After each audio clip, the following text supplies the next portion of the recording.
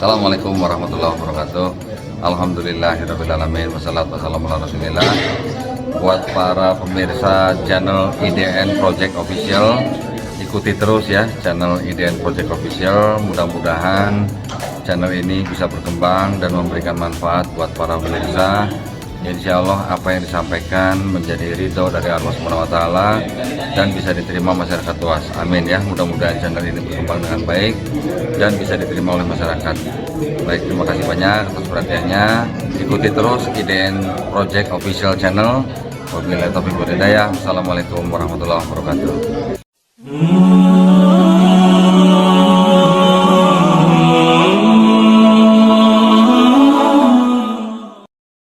Masalah ini kan kita memang mengumpulkan pertanyaan-pertanyaan yang saya lihat di medsos ya.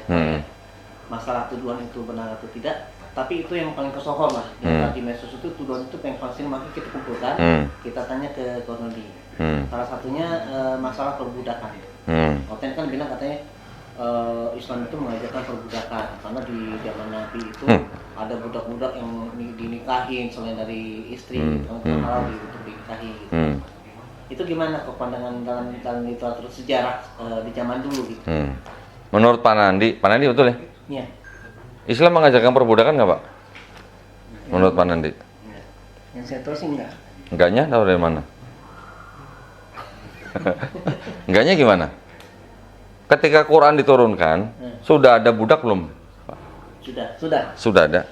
Ya kan? Jadi ketika Quran diturunkan, hukum-hukum Islam sudah mulai diterapkan. Hukum Islamnya ini ya walaupun yang namanya menikahi budak ya, karena budak pada saat Quran diturunkan, budak itu properti orang ini kan, masyarakat Arab Saudi di situ kan, properti loh. Ya, properti. Kalau namanya properti, kepemilikan. Boleh diapain Pak kalau properti? Bebas aja. Ya bebas ya, terserah yang punya kan, namanya juga properti. Dan yang namanya properti itu kan memang bisa diperjualbelikan.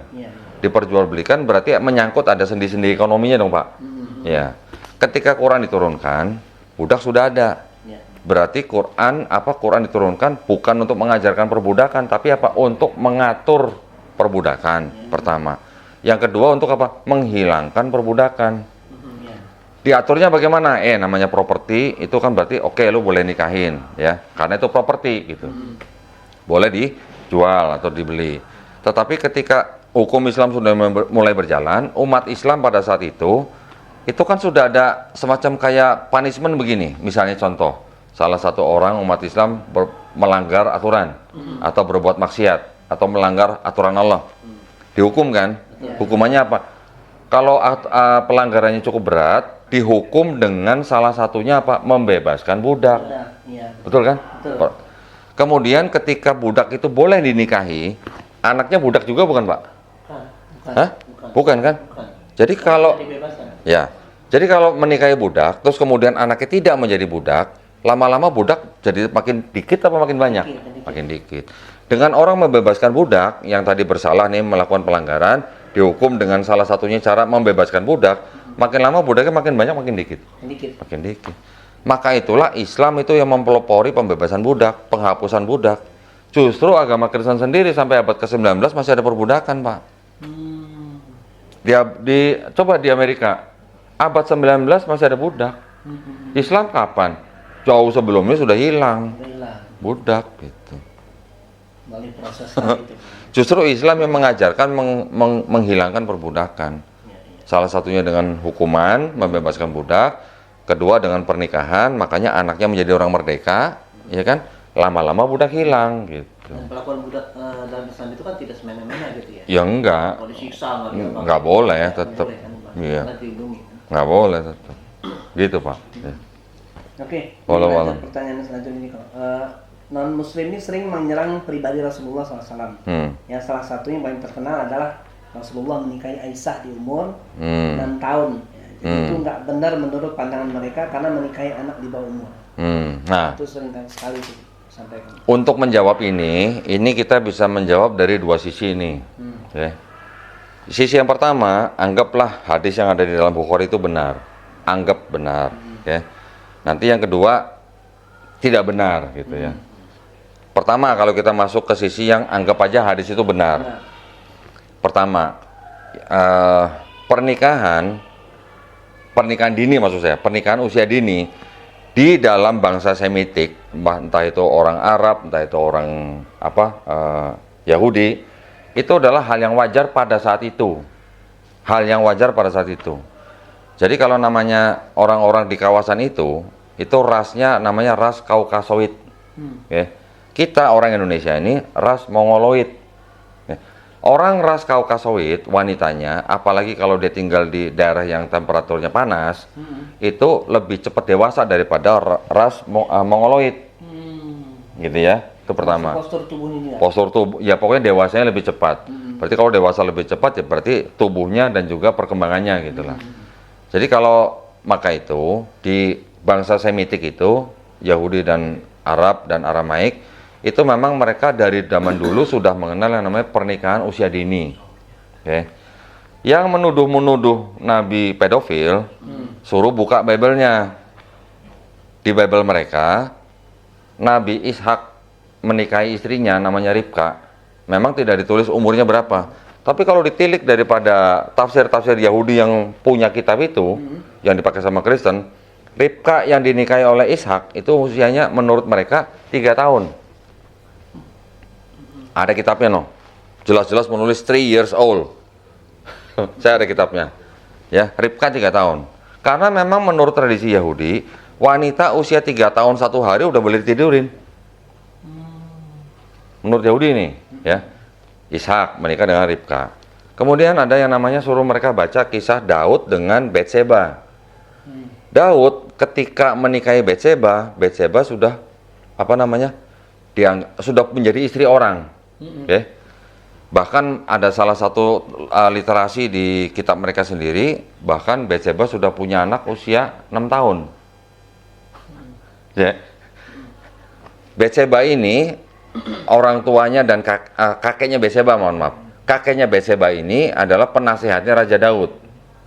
Kakeknya ini meninggalnya dalam usia muda.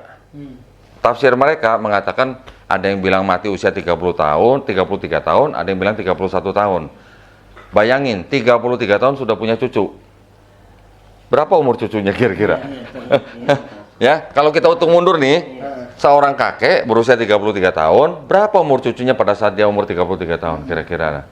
Jadi usia 11 tahun, 12 tahun tuh buat orang-orang Yahudi tuh udah wajar, punya anak udah wajar, udah biasa gitu loh. Oke. Jadi ada Daud menikahi Betseba. Menurut perhitungan itu Betseba usianya tidak lebih dari 7 sampai 9 tahun. Oke. Kemudian yang ketiga, kita pasti mengenal yang namanya Maria ibu Yesus. Betul kan? Ibunya Isa Al-Masih, disebut perawan suci. Menurut kalangan mereka sendiri Kristen, berapa usianya Maria ketika hamil? Yesus tuh ya. Ya, ketika hamil Yesus tuh usianya berapa kira-kira? 12 sampai 14 tahun. Oke. Ada lagi satu, nanti di kitab mereka di Bilangan 31 ayat 8 kalau nggak salah. Sorry, Bilangan 31 ayat 35 dan 40. Di ayat 40-nya Tuhan membutuhkan upeti 32 wanita yang belum pernah tidur dengan pria. Ini Tuhan yang minta nih, upetinya nih ya. Karena setelah Israel menang perang, punya tawanan wanita, yang boleh ditawan itu hanya wanita-wanita yang belum pernah tidur dengan laki-laki. Oke. Tuhan butuh upeti 32 perawan gitu. Nah, yang disebut perawan dalam tradisi Yahudi tadi saya bilang apa? 3 tahun sehari itu udah dibilang boleh ditidurin. Berarti kalau yang belum pernah tidur laki-laki berarti usia 3 tahun sampai 11 tahun gitu. Apakah ini mau semua 4-4 yang mau disebut pedofil? Ishak menikahi Ribka usia 3 tahun, Daud berzina dengan Betseba yang usia 7 tahun, Yusuf yang menikahi Maria usia 12 tahun, ataupun Tuhan yang butuh upeti perawan ini, apakah ini semuanya mau disebut pedofil menurut standar mereka? Gitu. Kita umat Islam nggak berani ngomong ini pedofil gitu loh, nggak berani, karena ada namanya tradisi. Ada lagi nanti ras Kaukasoidnya tadi. Nah, jadi kalau mau dikatakan Nabi Muhammad SAW pedofil, nauzubillah mujalik, itu adalah hanya tuduhan yang double standar, Pak. Artinya mereka buta dengan Bible-nya mereka sendiri. Iya. Karena mereka mengambil kitab orang, dijadikan kitab mereka, tapi mereka meninggalkan tafsirnya, gitu. Ya. Sedangkan pengertian pedofil sendiri adanya kapan, Pak? Kapan? Adanya kapan? Baru di abad 19 baru ada sebutan pedofil. Dan pedofil itu adalah orang yang mempunyai sakit jiwa. Sakit jiwa yang mana dia cenderung lebih suka berhubungan seks dengan anak-anak di bawah usia 15 tahun. Oke. Kalau orang punya sakit jiwa, terus kemudian targetnya adalah anak-anak, berarti yang anak-anak itu korban atau bukan? Korban kan? Korban. Kalau korban berarti kan ada rasa tidak suka. Iya. Sekarang kalau Nabi dituduh pedofil karena menikahi Aisyah, Aisyahnya sendiri cerita banyak hadis dari dia, kira-kira 2.200 hadis. Pernah nggak Aisyah menceritakan kehidupan pernikahannya dengan Nabi itu pernikahan yang menyedihkan atau Menyiksa gitu ya. atau menyiksa gitu? Pernah nggak? Ada nggak, Pak? Nggak ada. Gitu ya. Pernikahannya kan bahagia. Iya. Emang ada korban pedofil bahagia? Pertanyaan saya. Nah, itu pertanyaan saya. Ya. Rasulullah bilang kan baiti jannati kan, baiti jannati. Bahkan hubungan Nabi dengan Aisyah kan sering kita dengar atau sering kita baca hubungannya kan mesra, intim, bahagia, begitu kan? Ya walaupun mereka tidak dikaruniai anak, tetapi kehidupan mereka bukan kehidupan yang menyedihkan, bukan yang istilahnya sedih gitu loh. Ya, bahagia ini judulnya. Itu yang pertama ya. Kedua, pernah nggak Pak Nandi dan Pak Nanto membaca hadis-hadis musuh-musuh Nabi yang protes kepada Nabi ketika menikahi Aisyah? Nggak ada. Nggak pernah dengar? Nggak pernah ada. Berarti kalau nggak pernah dengar, orang-orang yang pada saat itu melihat Nabi menikahi Aisyah, kalau benar dia usianya segitu, ya 6 tahun kemudian hidup berumah tangga 9 tahun, berarti perbuatan Nabi itu normal atau tidak normal? Menurut norma masyarakat pada saat itu? Normal ya, Mas, ya? Normal gitu loh.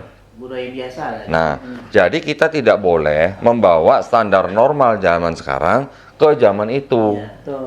Gitu ya. Jadi otentik itu menurut salah kaprah, artinya konteks di zaman dulu dibawa ke konteks zaman sekarang. Ya. Kalau zaman sekarang iya. Kebalik. Apa namanya? Standar moral zaman sekarang sama mereka dibawa ke zaman dulu, gitu iya, loh. Iya. Itu yang nggak boleh. Gitu. Itu kalau kita mau memberikan jawaban dengan pendekatan bahwa hadis di Bukhari itu benar. Oke.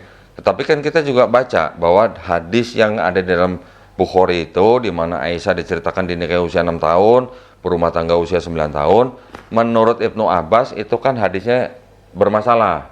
Bermasalahnya kenapa? Karena periwayatnya yang bernama Hisam itu ketika meriwayatkan itu sudah berada di Irak dan dianggap pikun. Oke. Jadi kalau mau dilihat dari sisi lain, kalau beberapa poin bisa diambil. Kalau dilihat dari usia kakak perempuannya Aisyah yang bedanya 10 tahun, itu kakak perempuannya Aisyah yang bernama Asma itu meninggalnya tahun 100 Hijriah. Oke. Kalau dihitung mundur nih, usianya Aisyah ketika dinikahi oleh Nabi Muhammad SAW itu sudah belasan tahun. Gitu. Udah belasan tahun. Karena kan pernikahan itu kan terjadi ketika tahun kedua setelah hijrah. Ya, kalau nggak salah ya. Kalau salah tolong koreksi nih.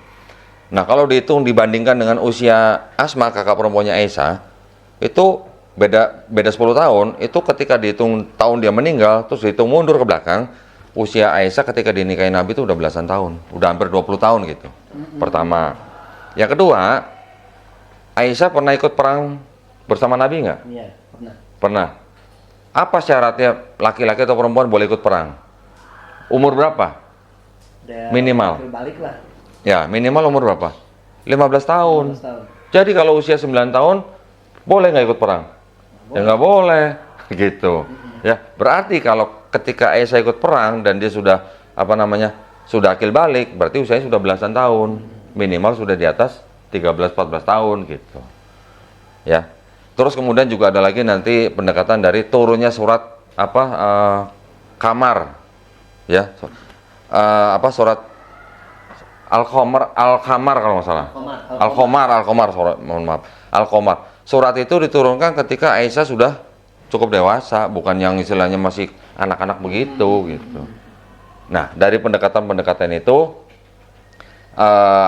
dipastikan bahwa Aisyah ketika dinikahi Nabi bukan usia 6 dan berumah tangga usia 9 tahun. Jadi ini ada dua sisi, ada dua pendekatan nih. Kalau kita mau bilang Bukhari bener, dasarnya dari mana?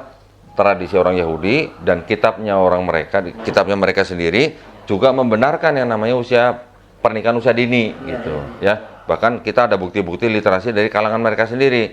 Tapi kalau kita mau melihat dari sisi bahwa hadis yang di Bukhari itu tidak benar, itu banyak pendekatan yang lain. Gitu kira-kira Pak. Ya. Dan jangan lupa tanya mereka Pak, tanya yang nanya. Sebutkan satu aja musuh Nabi Muhammad SAW yang waktu itu protes pernikahan Nabi dengan Aisyah. Saya pengen dengar namanya siapa gitu. Ya, musuhnya ya. Musuhnya. Loh, kalau musuh sahabatnya mungkin mengingatkan gitu ya. kalau musuh Nabi kan selalu mencari kesalahan Nabi. Kalau pernikahan Nabi dengan Aisyah itu dianggap salah oleh norma masyarakat pada saat itu, pasti udah digembor-gembor kan. Iya, Tuh, lihat tuh Nabi begini. Iya, benar. Saya pengen dengar siapa satu aja musuh Nabi yang protes pernikahan Nabi dengan Aisyah. Logika sederhana itu mah. Gitu aja. Ya. Dan juga yang nanya suruh mikir, suruh baca hadis. Pernikahan Aisyah dengan Nabi pernikahan bahagia atau pernikahan menyedihkan gitu. Aisyah merasa jadi korban apa enggak gitu. Betul. Gitu. Lagi pula kan Aisyah itu kan anak dari Abu Bakar As-Siddiq. Nah, Bapaknya, kan? ya kalau kita lihat dari sisi itu lagi, kenapa Nabi menikahi Aisyah anak daripada sahabatnya sendiri yaitu Abu Bakar radhiyallahu anhu? Karena memang untuk mempererat hubungan sahabat-sahabat mereka lah ya di kalangan mereka gitulah. Gitu.